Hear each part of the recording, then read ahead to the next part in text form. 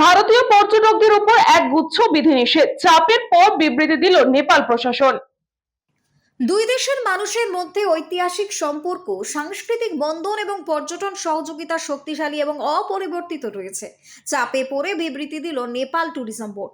নেপালে ভ্রমণকারী ভারতীয় পর্যটকদের উপর নয়া বিধিনিষেধের জল্পনা ওড়ালো নেপাল সরকার।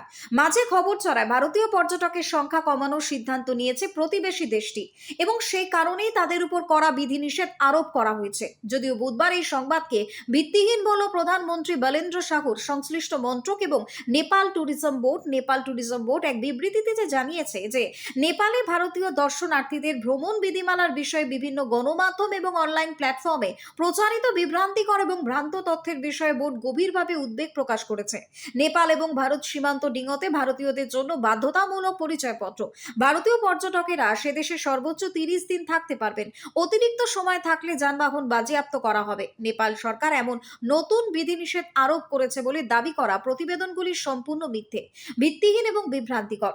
নেপাল ট্যুরিজম বোর্ডের বিবৃতিতে স্পষ্ট করা হয়েছে, ভারতীয় পর্যটকদের সে দেশে থাকার সময়সীমা নিয়ে কোনো নির্দেশিকা জারি করেনি নেপাল সরকার, কোনো নতুন নীতিও চালু করেনি। নেপাল ভারতের মধ্যে উন্মুক্ত সীমান্ত ব্যবস্থা দ্বিপাক্ষিক বোঝাপড়ায় কোনো পরিবর্তনই আনা হয়নি।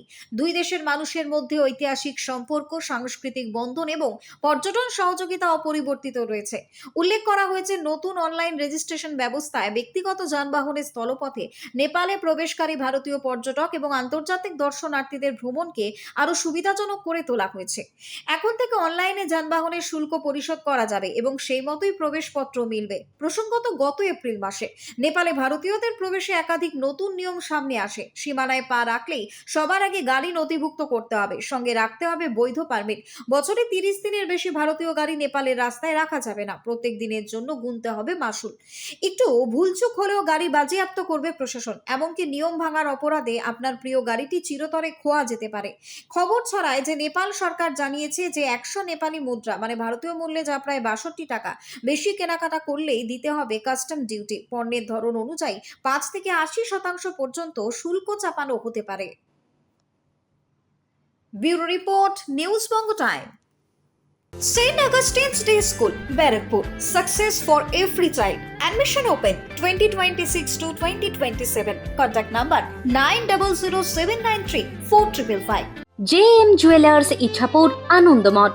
আমাদের মেকিং চার্জ 3%। আমাদের লাইভ দেখুন JM Jewelers ফেসবুক পেজে প্রতিদিন রাত 7:35 আমাদের ভিডিও শেয়ার করলে পেয়ে যাবেন সোনার নাকছাবি একদম ফ্রিতে। ঠিকানা ইছাপুর আনন্দমঠ, উত্তর 24 পরগনা। যোগাযোগ 7439131404। আমাদের অনলাইন ডেলিভারির ব্যবস্থা আছে।